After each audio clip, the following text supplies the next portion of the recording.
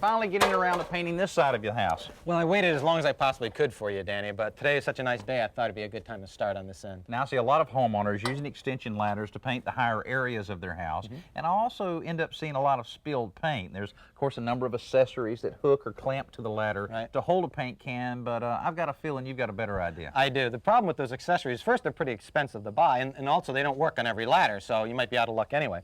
Here's a really simple tip that works great. I just took a wooden dowel and I cut a notch in each end. And then all you do is slide it through the hollow rung of the ladder.